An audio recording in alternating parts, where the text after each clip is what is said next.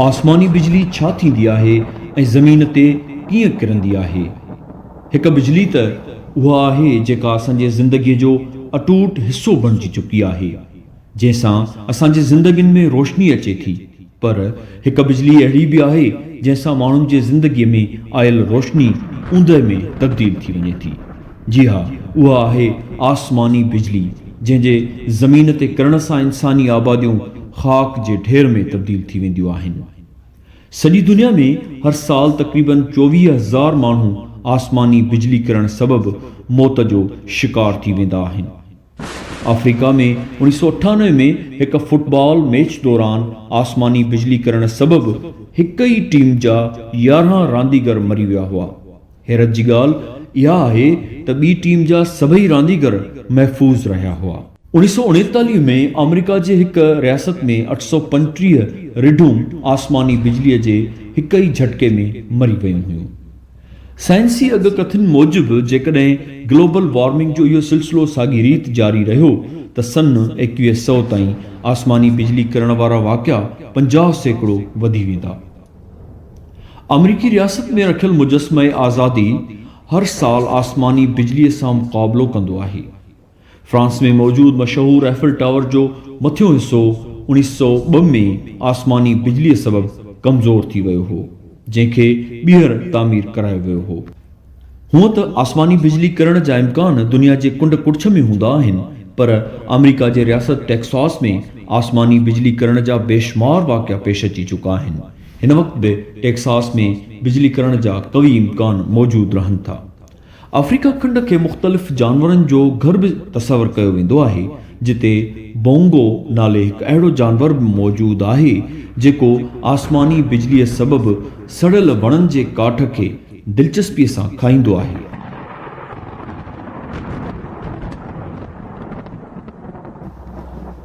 आसमानी बिजली कीअं ठहंदी ऐं पोइ कीअं किरंदी आहे, अचो त हिन ॻाल्हि खे आसान करे सम्झूं।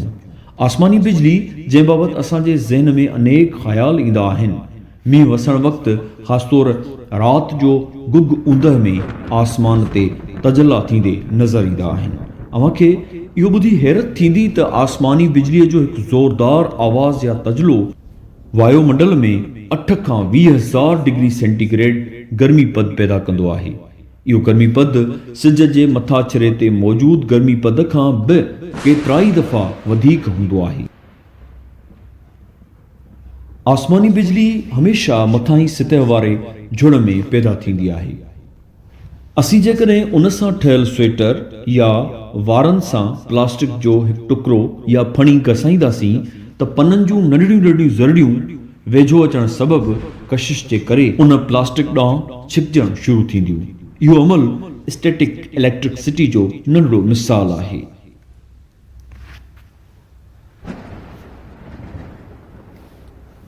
बारिश वक़्तु झुड़ जे मथां हिसे ते मुस्बित चार्ज अची वेंदी आहे, जॾहिं त झुड़ जे हेठे हिसे ते मनफ़ी चार्ज अची वेंदी आहे। जॾहिं उहा चार्ज हिकु ख़ासि सतह ताईं पहुची वेंदी आहे त स्टैटिक इलेक्ट्रिसिटी सबबि बिजली हेठां जी तरफ़ सफ़र करणु शुरू कंदी आहे। अक्सर बिजली झुड़ जे अंदरि हिकु झुड़ खां ॿिए झुड़ ऐं ॿिए झुड़ खां पोइ हेठि ज़मीन ॾांहुं सफ़र शुरू कंदी आहे। इन खां अलावा आसमानी बिजली खे ज़ाहिरी तौर ते ॿिनि अहम क़िस्मनि में बि विरहाए सघिजे थो। जॾहिं जॾहिं आसमान ते कैमरा जी फ्लैश जियां रोशनी थींदे नज़र अचे त उनखे शीट लाइटिंग चयो वेंदो आहे, ऐं जॾहिं आसमानी बिजलीअ जे ॿिए क़िस्म में बिजली वर वकड़नि जियां नज़र अचे त उनखे फोर्क लाइटिंग चयो वेंदो आहे।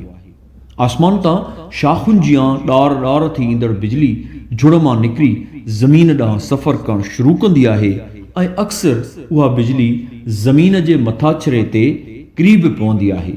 जॾहिं इन क़िस्म जी आसमानी बिजली पैदा थींदी आहे त उन तवानाईअ सबबि आसपास जी हवा में तमामु घणी गर्मी अची वेंदी आहे, जंहिंखां पोइ हिकु ज़ोरदार धमाको ॿुधण में ईंदो आहे।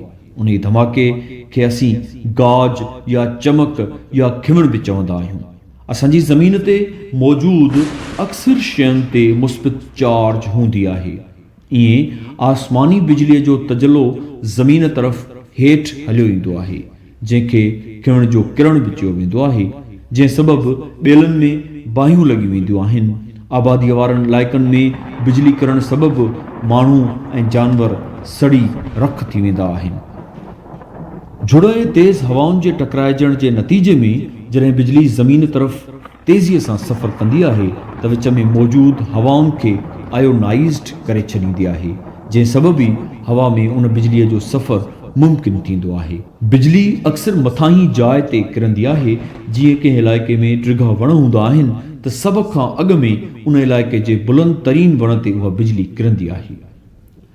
साइंसी ॼाण जे अणाट वारनि असां जहिड़नि समाजनि में खिवण करण खे बि मुख़्तलिफ़ वहमनि ऐं विसवसनि सां जोड़ियो वेंदो आहे। उन्हनि तरफ़ ध्यानु हरगिज़ न ॾियणु घुरिजे। अलबत्ता जॾहिं आसमान में खिवण हुजे त असांखे वणनि जे हेठां हरगिज़ न बीहणु घुरिजे। छा लाइ त बिजली अक्सर वणनि ते किरंदी आहे। अहिड़ी रीति लोह ऐं स्टील जे पाइपनि वग़ैरह खां बि परे रहणु घुरिजे। जीअं ज़िलज़िले अचण खे असीं नथा रोके सघूं, साॻी रीति खिवण खे किरण खां बि असीं नथा रोके सघूं। हा, अलबत्ता असीं एहतियात ज़रूरु करे सघूं था। अचो त साइंस जी ॼाण हासिल करे पंहिंजे ज़हननि खे हक़ीक़ी तरह काइनात जे राज़नि खां वाक़ुफ़ु करायूं त जीअं असांजो नौजवान रोशन ख़याली अख़्तियार करे शयुनि खे साइंसी नुक़्ते नज़र सां ॾिसे, परखे ऐं सम्झे।